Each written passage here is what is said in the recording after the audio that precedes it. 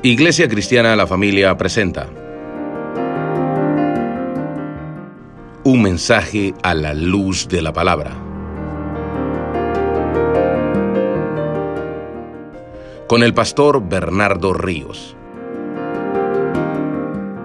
A continuación.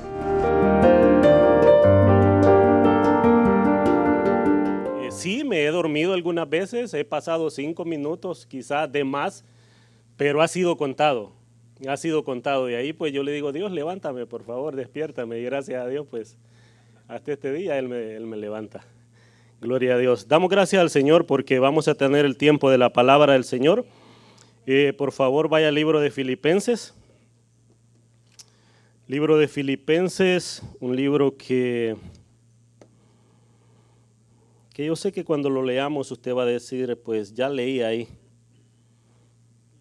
Ya lo he leído. Vamos a leer en el libro de Filipenses, capítulo 3.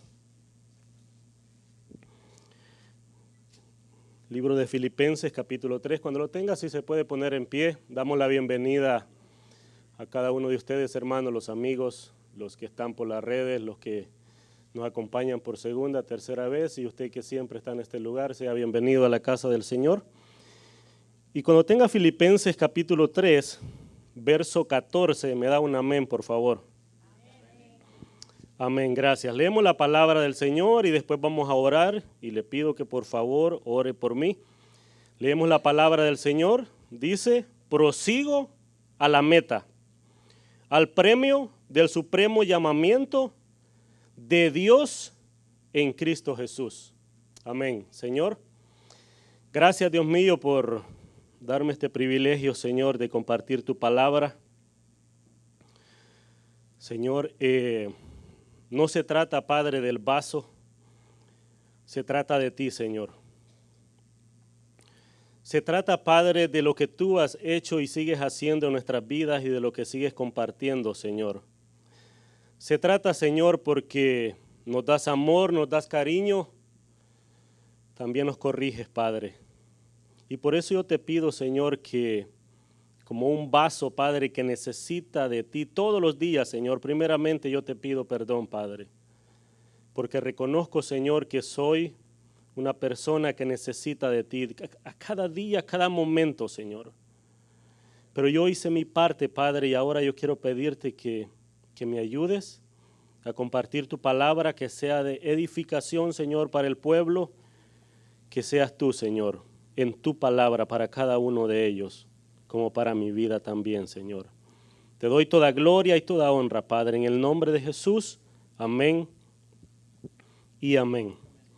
Amén. Al final vamos a llegar a este versículo, pero el tema de hoy es prosigo a la meta.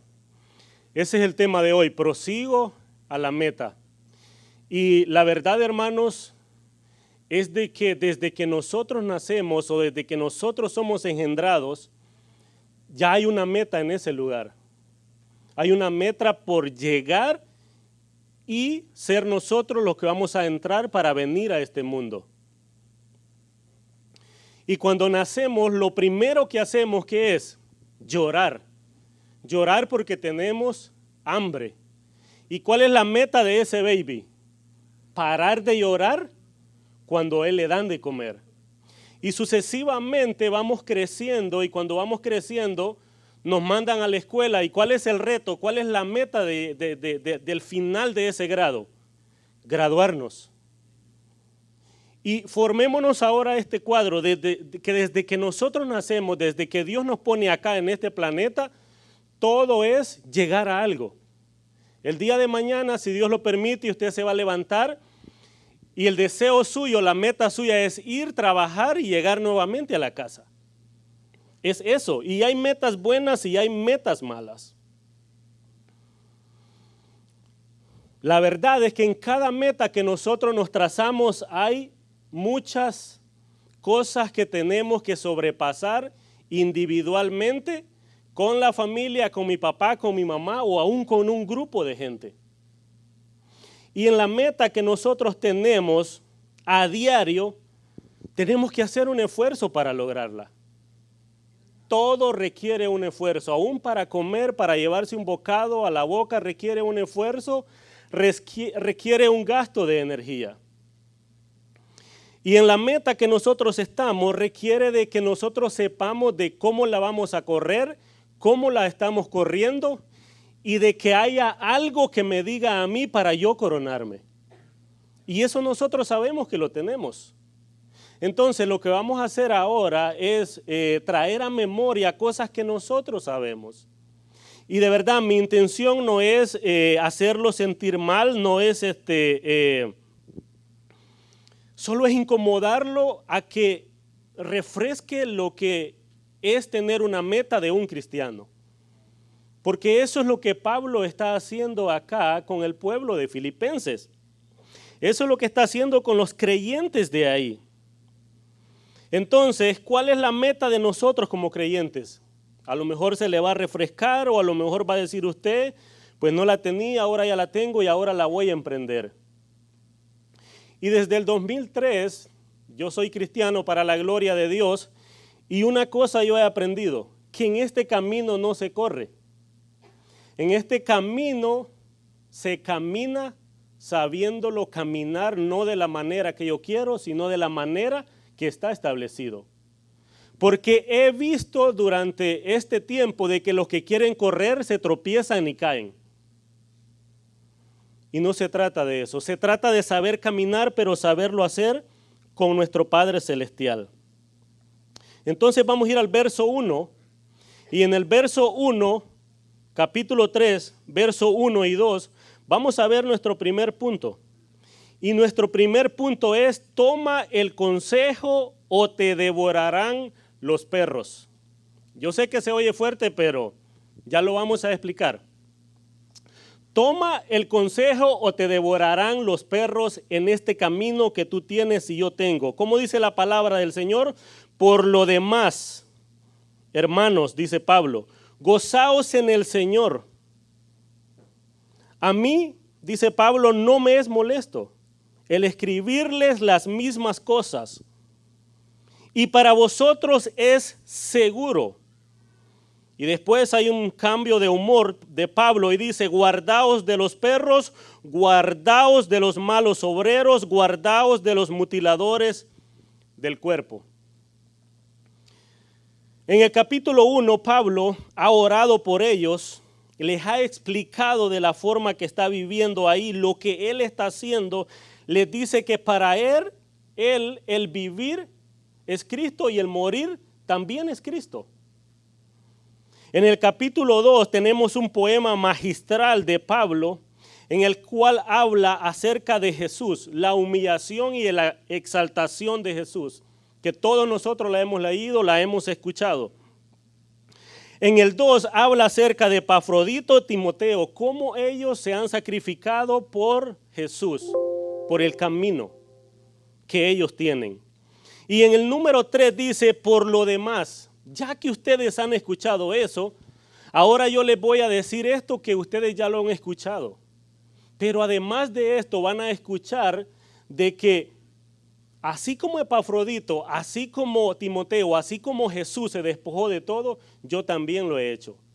En esta carrera que yo tengo, como ustedes también tienen. Entonces, ¿qué les dice Pablo? Hermano, gozaos en el Señor. Y es que la verdad de que solo una persona que te quiere y que te ama y que es hermano tuyo te va a decir, hermano, gózate en el Señor. Y quizás usted va a decir, pero ¿cómo me voy a gozar si yo estoy atribulado? Gózate en el Señor, porque Dios sabe por qué estás de la manera que tú estás. Y quizás va a decir, no, yo estoy bien, yo estoy alegre, pero es que la paz, dijo Jesús, que Él da, no la da el mundo. Esa la da Jesús. Y yo sé que Pablo entendía esto y le decía, hermano, gózate. Por lo demás, por todo lo que tú has escuchado, te he dicho que Epafrodito estuvo a punto de morir, te he dicho de que yo estoy en la cárcel, pero gózate. Gózate porque como escuchábamos, estás vivo. Estás vivo y eso es más que un muerto, claro, porque no puede hacer nada.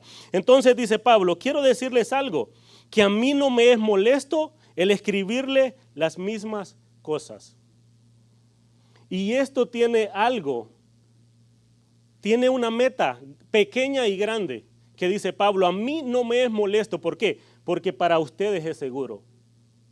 Entonces, el hablar de la palabra de Dios y traer la mente todos los días de que se pueda, no es molesto, es seguro para nosotros. Es seguro que venga la amonestación a nuestras vidas, a tiempo y afuera de tiempo. Es seguro, ¿por qué? Porque Pablo quiere el bien para este pueblo. Así como nosotros, los predicadores, cuando hablamos la palabra de Dios, no es para incomodarlo, para hacerlo sentir mal, sino es para amonestarlo y que reflexione en su corazón y decir, hey, yo soy cristiano, si yo lo estaba haciendo mal. Yo necesito alegrarme, yo necesito saber que la amonestación es para mí. Para vosotros es seguro. ¿Por qué es seguro? Porque Pablo dice en el número 2, guárdense de los perros, está diciendo Pablo. Guardaos de los perros, guardaos de los obreros. ¿Quiénes eran los perros? En el siglo I, antes del siglo I.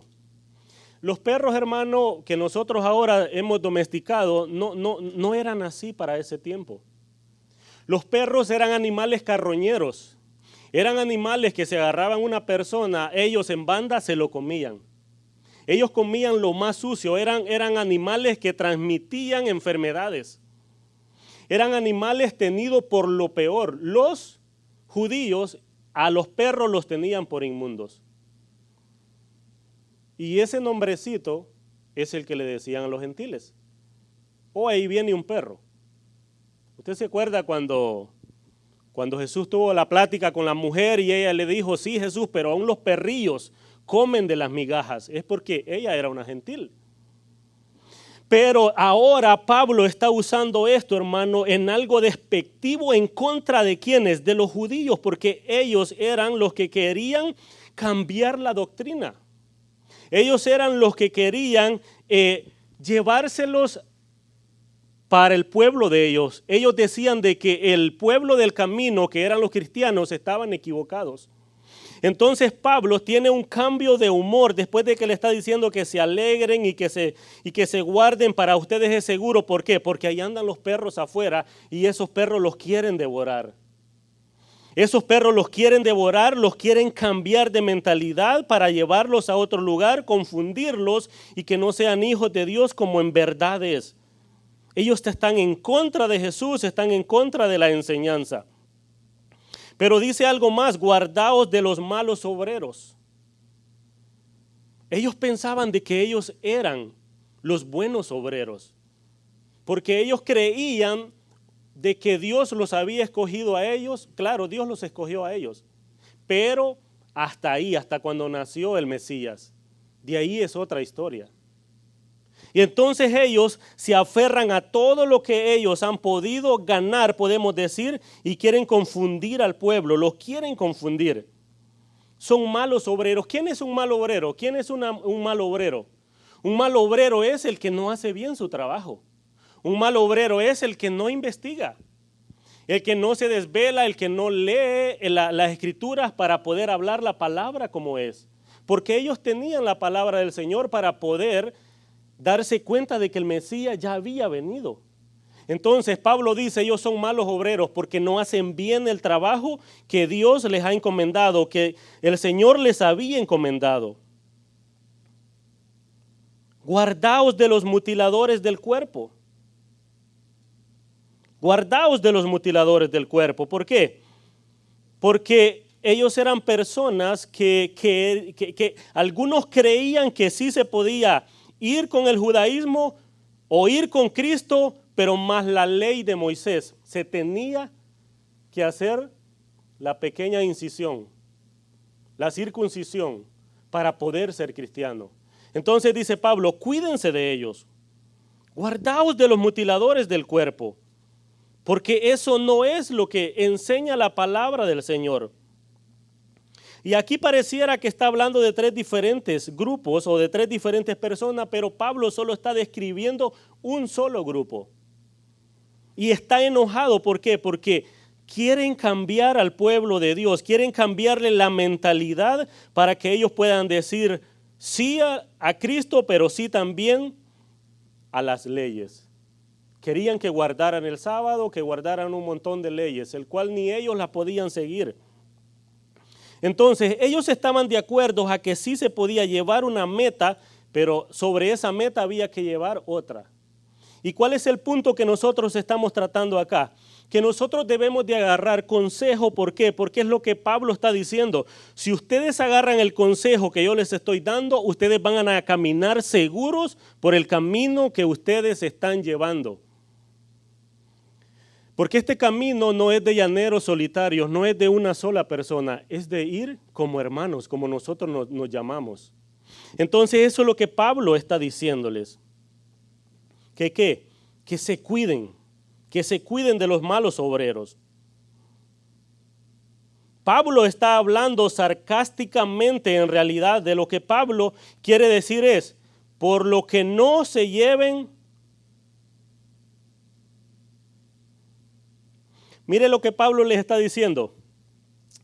¿Por qué no se llevan su devoción hasta las últimas consecuencias y se castran de una vez? Lo dice en Gálatas 5:12. Ojalá se mutilaran los que os perturban. O sea, está diciendo, mejor se arrancaran el miembro de una vez, porque para ellos piensan de que entre más se van a cortar, van a ser más santos.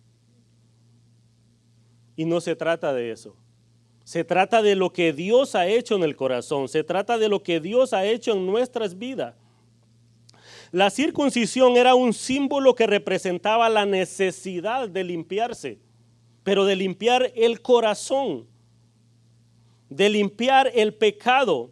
El derramamiento de sangre que acompaña a este procedimiento de la circuncisión podría simbolizar el sacrificio que Jesús iba a hacer para que nosotros fuésemos limpios. Pero ellos no lo tomaban de esa manera. Dios mandó a que se circuncidaran el corazón, no la parte. Jeremías 4:4 dice, circuncidaos a Jehová. Jeremías 4:4, circuncidaos a Jehová y quitad el prepucio de vuestro corazón, varones de Judá y moradores de Jerusalén. No sea que mi ira salga como fuego y se encienda y no haya quien la apague por la maldad de vuestras obras. ¿Qué es lo que Jesús quiere? ¿Qué es lo que Dios quiere? Es nuestro corazón. Porque externamente los fariseos y todos los que seguían la ley se veían bien. Todos nos podemos ver bien por fuera, pero nuestro corazón debe de trabajar el Señor Jesús. En nuestro corazón debe de trabajar Cristo Jesús. ¿Qué podemos concluir? Que Pablo está haciendo un llamado nuevamente al discernimiento. Eso es lo que Pablo está haciendo.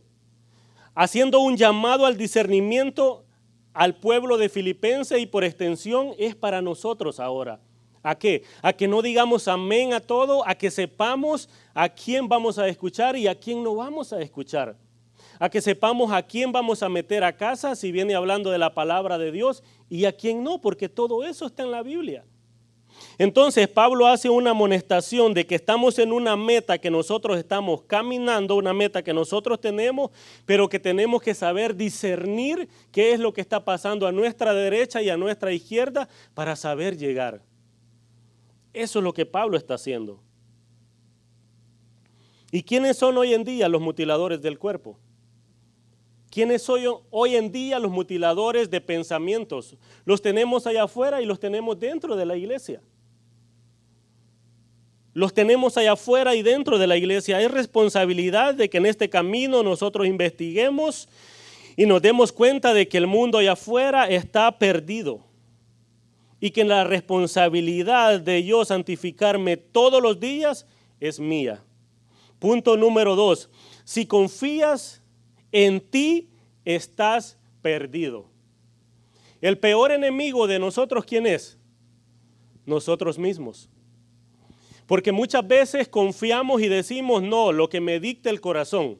No, el corazón es malo. Y solo lo conoce Dios, solo lo conoce el Espíritu Santo. Dice el 3:3 de Filipenses, porque nosotros somos la circuncisión. Pablo los está afirmando en el camino y les está diciendo, el canto que nosotros cantamos hoy, yo sé quién soy yo. Usted sabe quién es. El enemigo viene y le tira dardos a la mente y le dice, no hombre, pero si tú caíste otra vez, te fumaste un cigarro otra vez. Tú hiciste esto otra vez y tú dices que eres cristiano. El enemigo viene y te empieza a borbandear y te quiere decir, tú no eres hijo de Dios, tú eres hijo mío. Y no es así. Nosotros debemos de saber quiénes somos nosotros, un hijo de Dios, que cuando ese pensamiento viene, que cuando esa tentación viene, nosotros nos parar firme y decir, no, yo soy hijo de Dios. Y como soy hijo de Dios, yo no estoy solo. Mire lo que dice, los que en espíritu servimos a Dios, nos gloriamos en Cristo Jesús, no teniendo confianza en el orgullo, en la codicia, en el dinero, en el trabajo. No teniendo la confianza en la carne, sino en Dios, en Cristo Jesús. Porque es que, hermano, cuando nosotros ponemos la confianza en la cuenta del banco, cuando nosotros ponemos la confianza en cualquier cosa que no sea Jesús, eso se llama carne. Y a eso es lo que está hablando ahí. Entonces Pablo hace un llamado ¿a qué? A que no confiemos en nosotros. No confiemos en nosotros. Si tú confías en ti, vas a estar perdido. Porque te va a aparecer otro camino y vas a ver una diferente meta y vas a decir, no, es para acá donde yo tengo que ir. Hay personas de que meten testigos de Jehová, meten mormones, meten cualquier religión y dicen, no, es que van a hablar de Dios. No te van a hablar del Dios de la Biblia. Si te van a hablar del Dios de la Biblia y tú manejas la Biblia, mételos y dile, no, mira, mi Biblia dice esto y es esto y esto y esto. De lo contrario va a terminar confundido y va a empezar a seguir otra meta o va a decir, ¿cuál es la que debo de seguir? ¿Cuál es el camino que debo de seguir?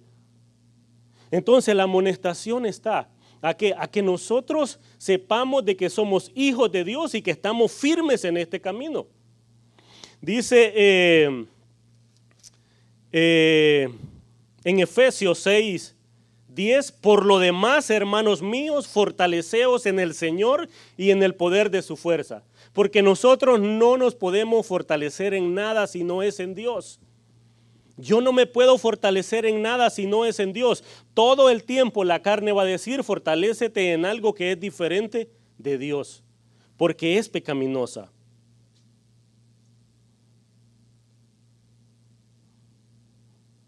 Debemos de saber que estamos en un camino, hermano, y tenemos que confiar en Cristo Jesús. Y acá nosotros debemos de pensar de que el camino donde nosotros estamos podemos ir a ciegas si Dios nos está llevando de la mano. No hay otro camino y no hay otra meta que no sea nuestro Padre Celestial, que no sea Jesús. Entonces, ¿en quién debemos de gloriarnos nosotros en este camino? Es en Dios.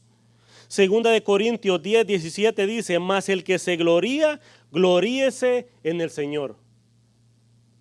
Pero, ¿cómo me voy a gloriar en el Señor? La palabra de Dios lo dice en Jeremías 9:29.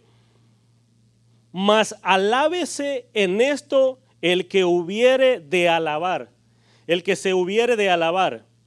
En entenderme, dice Jehová, y conocerme, que yo soy Jehová, que hago misericordia, juicio y justicia en la tierra, porque estas cosas quiero, dice Jehová. ¿Qué es lo que quiere Dios? ¿En qué quiere que nosotros nos gloriemos? En conocerlo a Él. Porque de ahí todo lo demás, hermano, no nos va a ayudar. Pablo está haciendo la amonestación ¿para qué, hermano? Para que podamos correr una carrera firmes en Dios y podamos correr una carrera donde no nos vaya a mover ni diestra ni siniestra. ¿Pero de qué manera? Conociendo a Dios. Hermanos, cuando una persona tiene metas, cuando una persona es un boxeador y tiene la meta, ¿cuál es la meta de él? Llegar al ring y darle uno solo. No, que no se me levante con uno solo. Pero para él llegar ahí ha tenido que hacer una disciplina al pie de la letra como es. Porque imagínese que este boxeador va a ir a pelear y dice, no, pues voy a comer hamburguesas, esa va a ser mi comida y yo sé que lo voy a poder aguantar cuando él me pegue. Él va directamente al fracaso. No va a poder pelear. Le van a poder dar porque va a llegar gordito, pero no va a poder golpear. Entonces, en el camino que nosotros estamos, hermanos, hay disciplinas que nosotros debemos de seguir para poder caminar y poder llegar ahí a ese lugar a donde está nuestro Cristo. Aquí está, hermano, el libro de disciplina que nosotros tenemos para nuestros días. Nosotros lo tenemos. ¿Cuál es la voluntad de Dios? Que nosotros le conozcamos y que nosotros nos santifiquemos todos los días. Esa es la verdad. Ahora vamos a ver el punto número 3. Punto número 3, y es Filipenses 3, 4, 8. Si tienes en qué confiar y eso te estorba para llegar a la meta, déjalo. Si tienes en qué confiar, hermano, y eso te estorba para llegar a la meta, déjalo. Sí, pero es que es $1,000,000, ¿cómo yo lo voy a dejar?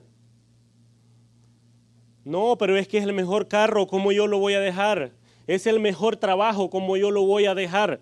La otra vez que yo di la enseñanza acerca del trabajo y dije de que yo vi un documental y dicen unas personas que están haciendo la droga, no hay en qué trabajar, entonces yo tengo que hacer esto. Alguien se me acercó y dice, hey, pero si es cristiano se va a tener que ir de ahí porque no es el único trabajo. Esa es la realidad, va a tener que dejar de hacer eso porque él quiere agradar a Dios, no quiere agradar a los hombres. Quiere agradar a Dios, no a los hombres. Entonces, va un campesino por el camino y lleva algo en sus lomos, algo bien pesado, un trozo de leña. Y va alguien en un carro y le dice, hey, te voy a dar un ray, te voy a llevar, ¿para dónde vas? Yo te voy a llevar. Pues viene el campesino, se sube y se sube con el tronco a las espaldas, pero en el carro. ¿Qué le parece para llegar a la meta de esa forma? Él va en el carro, pero con su tronco en las espaldas todavía. Y de esa manera el pueblo de Dios quiere muchas veces llegar a la meta. Quiere llevar muchas cosas que Dios dice, quítatelas, hijo. Quítatelas. No vas a llegar, a lo mejor vas a llegar, pero no de la manera que debes de llegar. Déjalas, descansa en mí. Traed todos, dijo Jesús, venid todos a mí los que están cansados y trabajados. Él quiere que descansemos en Él, que reposemos en Él, que lo veamos a Él y que si algo está pesado en nosotros lo dejemos, lo abandonemos. ¿Para qué? Para llegar donde Él. Dice Pablo en el 3:4, aunque yo tengo también de qué confiar en la carne, si alguno piensa que tiene de qué confiar en la carne, dice Pablo, yo más. Vamos a llegar hasta el 8. Y yo sé que Pablo, yo pensaba cuando estaba en la prédica haciéndola, de que Pablo quizás decía, yo no quiero hacerlo sentir de menos a ustedes, filipenses. No, pero yo quiero que sepan algo, de que si yo quisiera gloriarme de algo, yo creo que yo más que ustedes. Porque cuando yo pasé por donde ustedes, algunos no saben ni leer ni escribir. Yo sé que no saben ni leer ni escribir, lo único que pueden hacer es el trabajito que ustedes tienen. Pero yo quiero decirles, dice Pablo, que si alguien tiene de qué gloriarse, yo más. Y yo les voy a dar mis credenciales para que ustedes vean que si yo pudiese gloriarme si yo quiero. ¿Y cuál es lo primero? Circuncidado yo soy al 8º día. Pablo está diciendo que él fue circuncidado según el mandamiento del Viejo Testamento que está en Génesis 17:12, donde Dios dice que hay que llevar al niño al 8º día para que él sea circuncidado.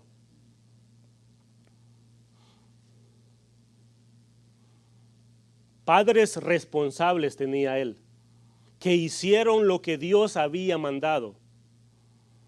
para que un judío fuese judío, tenía que ser circuncidado. Tenía que estar de acuerdo, no sí a lo que los padres decían, pero sí a lo que Dios demandaba. Entonces el ser circuncidado era un orgullo para ellos. Nosotros lo hemos visto, lo hemos leído, cómo ellos se jactaban de ¿qué? De que tienes que ser circuncidado. Filipenses número 2, mi credencial número 2, yo soy del linaje de Israel. Romanos 11:1, digo pues, ¿ha desechado Dios a su pueblo? En ninguna manera, porque también yo soy israelita, de la descendencia de Abraham, de la tribu de Benjamín. Hermano, para nosotros entender esto, tenemos que ver un poco del contexto histórico de lo que yo le he estado hablando. El pueblo gentil, hermano, lo tenían como por basura. Los judíos se sentían la raza que Hitler quiso hacer. Y no era así, porque ante Dios todos somos iguales. Dios no hizo dos creaciones. Entonces Pablo dice, hey, yo soy israelita. Yo soy descendiente de Abraham, de Isaac y de Jacob. Una herencia en que los judíos confiaban mucho. Y Pablo era judío y no había nacido en Israel. Había nacido en Tarso de Cilicia, en una provincia romana. Pero era hijo de ¿quién? De padre y madre hebrea. Lo vamos a ver adelante. La tercera, dice Pablo, hermano, yo soy de la tribu de Benjamín. De la tribu de Benjamín. ¿Y qué tiene que ver eso? Dicen los filipenses. Tiene peso que él sea de la tribu de Benjamín.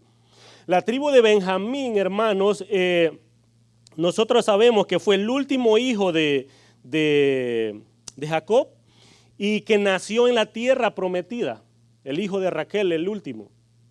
¿Qué pasó con la tribu de Benjamín? Fue una, junto con Judá, que quedó en la dinastía ¿de quién? Del rey David cuando se dividió. Cuando fue Esther, Mardoqueo era de ahí, de Benjamín. Entonces había un orgullo ser un benjamita. Pablo podía decir todo eso. El primer rey de Israel, Saúl, era de ahí descendiente, de Benjamín. Entonces Pablo está diciendo, hey, yo tengo credenciales más altas que ustedes. Número 4, yo soy hebreo de hebreos. Esto quiere decir que su papá y su mamá eran hebreos. En mí no hay chafa. Eso es lo que Pablo decía. En mí corre sangre hebrea 100%. Y para terminar de rematar, dice Pablo, fariseo de fariseos. ¿Quiénes eran los fariseos en ese tiempo? Eran personas que se llamaban los apartados. Eran personas que se encargaban de imponer la ley, de hacerla cumplir, y muchas veces ellos tenían que hacerla ver cómo se cumplía, pero no lo hacían. Lo hacían externamente, pero no internamente. Ellos se encargaban de estudiar la Torá y tenían que enseñarla. Ellos se encargaban, hermanos, de añadir tradiciones y más tradiciones. Ellos eran un grupo de personas, hermanos, los fariseos, que estudiaban a lo máximo. Era como decir, fue a la mejor universidad de aquí, un fariseo en ese tiempo. O sea, era una persona muy respetable, sabia, se tenía por sabia. Eso era Pablo. Eso llegó a ser Pablo.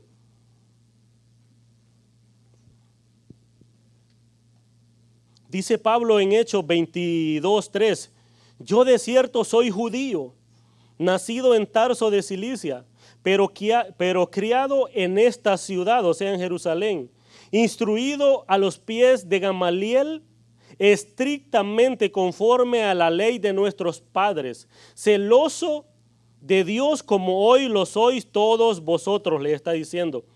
Pablo se está defendiendo ante Agripa. Entonces, Pablo no era cualquier persona.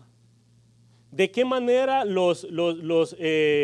ellos aprendían, hermanos? Porque el hecho de que diga aquí de que fue instruido a los pies de Gamaliel, no es que quiere decir que si no había silla o algo por el estilo. No, es porque el rabino llegaba y se sentaba en una piedra o en un tronco y ellos se sentaban ahí a los pies del maestro y es de la manera que aprendían. ¿Y quién era Gamaliel? Una persona muy respetada por el pueblo judío. Tan respetado de que cuando estaban en el Sanedrín debatiendo, él dijo, hermanos, dejen a los del camino. Si esto es de Dios, va a seguir, y si no es de Dios, se va a caer. ¿Y qué hicieron los del Sanedrín? Dejaron de seguir a los del camino. Bueno, los siguieron siguiendo, pero ya no como estaba. Y le hicieron en caso. Entonces, ¿qué quiere decir? De que Pablo era una persona muy importante también. Eso es lo que les está diciendo. Y Pablo también dice, yo soy perseguidor de la iglesia, o era perseguidor de la iglesia. Pablo daba su vida, hermano, por meter a los cristianos a la cárcel. Hermano, Pablo era una persona que podía llegar a una oficina y no pedía permiso porque él era un alto mando. Él gozaba de muchas cosas, gozaba de privilegios, de muchos bienes. Y él dice en Hechos 22, de 4 y 5, dice, perseguí yo este camino, o sea, a los cristianos, hasta la muerte, prendiendo y entregando en cárceles a hombres y mujeres, como el sumo sacerdote también me es testigo, y todos los ancianos, de quienes también recibí cartas para los hermanos, y fui a Damasco para traer presos a Jerusalén también a los que estuviesen allí, para que fuesen castigados. Hermano, Pablo era un hombre celoso. Pablo era un hombre celoso que él, hermano, rompió todo lo que los demás hacían. Todos los demás perseguían ahí en el pueblo. Él se fue al extranjero a seguirlos y traerlos y castigarlos, porque él juraba de que la meta que él tenía o en el camino que él iba estaba correcto. Y lo estaba haciendo de una manera mala que llegaba ¿a qué? A maltratar al pueblo de Dios, imagínense. Llegar a maltratar al pueblo de Dios. Hechos 26, 9 al 11 dice, yo de cierto había creído mi deber hacer muchas cosas contra el nombre de Jesús. Hermano, Pablo dijo en cierta ocasión también, dura cosa te es dar golpes contra un clavo que está ahí de punta y usted le está dando golpes así. ¿Usted cree que es bueno eso? Un clavo que esté metido ahí de punta y que le esté dando golpes. Eso es lo que Pablo hacía. Así es como él lo describe. Yo estaba siguiendo a los del camino porque yo odiaba a Jesús. Eso es lo que él está diciendo. Yo estaba siguiendo una meta equivocada. Ahora yo te pregunto, hermano, la meta que tú tienes enfrente a donde tú debes de llegar, ¿es la misma que tienes cuando recién te convertiste? Porque cuando recién nos convertimos, decimos, ¿cómo leía la palabra yo? ¿Cómo oraba? La pregunta es, ¿la meta que está al frente cambió? Sigue siendo Jesús. Sigue siendo Jesús, sigue siendo Él ahí esperándonos. La meta no ha cambiado, hermano. No ha cambiado, dice Pablo. Yo de cierto había creído mi deber hacer muchas cosas contra el camino de Jesús de Nazaret, lo cual también hice en Jerusalén. Yo encerré en cárceles a muchos de los santos, habiendo recibido poderes de los principales sacerdotes. Y cuando los mataron, yo di mi voto. Esteban, cuando estaba Esteban. Y muchas veces castigándolos en todas las sinagogas, los forcé, oiga, a blasfemar. Forzó a blasfemar a los cristianos contra Jesús. Y enfurecido sobremanera con ellos, los perseguí hasta en las ciudades extranjeras. ¿Quién era Pablo, hermano? Era un sicario en el nombre de Dios. Eso era Pablo. En vida propia iba y arrastraba a los cristianos porque él pensaba de que lo que él hacía Dios lo aprobaba. Hermano, Dios no aprueba muchas veces lo que nosotros hacemos. Hermano, no nos equivoquemos. Si no es la palabra de Dios que nos está corrigiendo y nos está diciendo que lo que vamos a hacer es bien, Dios no lo aprueba. Aunque lo estemos haciendo en el nombre del Señor, Dios no lo va a aprobar. Porque en aquel día, Mateo 7:15, muchos van a decir, Señor, en tu nombre. Muchos van a decir, Señor, en tu nombre yo hice esto, yo hice lo otro.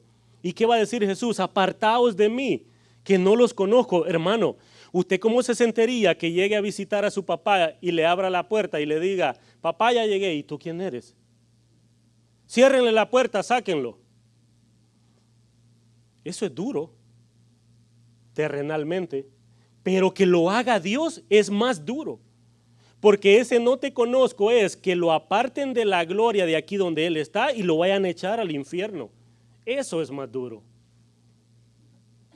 Eso es más duro. Entonces, ¿qué dice Pablo? Ya para terminar las credenciales de él, la número 7. Yo era irreprensible. Yo era irreprensible. Y la verdad es que Pablo no está hablando de que él no tenía pecado, porque entonces él va a contradecir todo lo que ha enseñado en Romanos y en otros libros. Pablo era irreprensible ante todo el pueblo que lo podía ver, como a muchos judíos. Pero la verdad es que por dentro él era un pecador como cualquiera de uno de los que él le hablaba o como cualquiera de nosotros.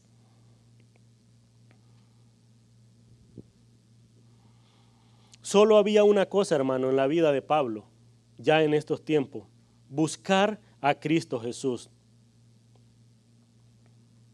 Todo esto, hermano, que yo le acabo de mencionar era lo que todo judío quería y anhelaba en su vida. Hermano, aprender a leer y a escribir era una gran ganancia, pero tener todas estas credenciales era un orgullo grande.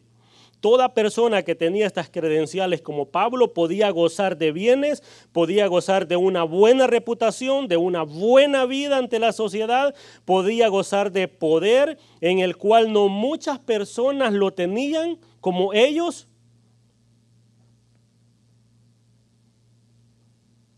Conclusión de lo que acabamos de ver: podemos caminar este camino de la manera que podamos ir muchas veces y vamos a estar equivocados. Y ya para ir terminando, ¿qué dice en el número 7? Dice, pero cuántas cosas eran para mí, dice Pablo, ganancias. ¿Cuántas cosas eran para mí ganancias? Las he estimado como ¿qué? Como pérdidas. Las he estimado como pérdidas. ¿Por qué? ¿Por el amor de quién? De Cristo. Aquí se resume toda nuestra meta, hermano. Por el amor de Jesús. Si el trabajo que me van a dar no me va a sacar de la meta que yo tengo, bueno. Si me va a sacar de la meta que yo tengo, malo. No necesitamos, hermano, estarle hablando al pastor, al anciano: hermano, pastor, me van a dar el trabajo. ¿Y usted qué me dice? ¿Sí o no? Y quizás el pastor despertando se va y oye que le dice: me van a dar $20, dale, hijo mío. Pero si se va a ir a perder, la palabra de Dios es la guía de nosotros y es fácil. ¿Debo de hacerlo o no debo de hacerlo? ¿Va a glorificar a Dios? Sí, lo hago. ¿No va a glorificar a Dios? No lo hago. Entonces, Pablo, hermano, ha dado ahora todo lo que él ha podido lograr en su vida por su esfuerzo. ¿Pero qué está diciendo? Yo lo dejo todo por el amor de Cristo Jesús. Es mejor el amor de Cristo Jesús que todo lo que nos puedan ofrecer en este mundo. Esa es la realidad. No se compara con el amor de Dios, todo lo que pueda existir en este mundo. Y dice Pablo: espérate, que yo estoy pensando, y ciertamente aún estimo todas las cosas. Todas, el ser judío, estimo el tener esos privilegios de gozar, de ir a meterme donde yo quisiera, de que me dieran una buena reputación, de que ahí viene Pablo, el fariseo, el que guarda la ley, el intachable. Ciertamente aún estimo todas las cosas como pérdida por la excelencia ¿de quién? De nuestro Padre Celestial. Y el conocimiento de Cristo Jesús. Esto se traduce, hermano, como lo que dijo Jesús en un momento. Una persona descubrió en un terreno un tesoro Y dijo que se fue y vendió todo lo que tenía por la excelencia de ese tesoro. Y eso se traduce como ¿qué? Como encontrar a Cristo. Yo dejo todo por el amor de Cristo Jesús. Como Él lo hizo por nosotros.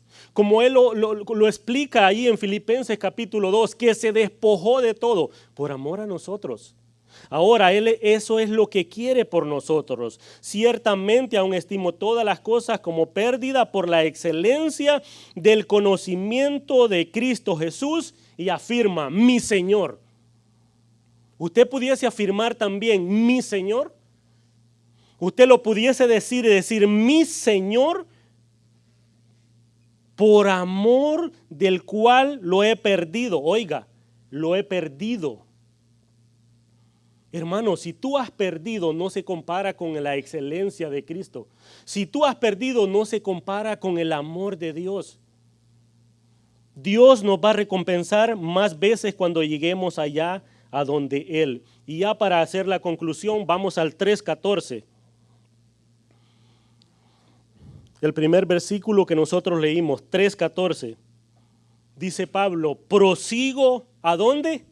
A la meta, al premio, oiga bien, al premio del supremo llamamiento de Dios, ¿en quién? En Cristo Jesús. Hermano, imagínate un camino ahora y que quien está al final es Cristo Jesús y que Él es el que te está esperando. Hermano, muchas veces somos tan débiles que el teléfono nos desvía de la meta que nosotros tenemos.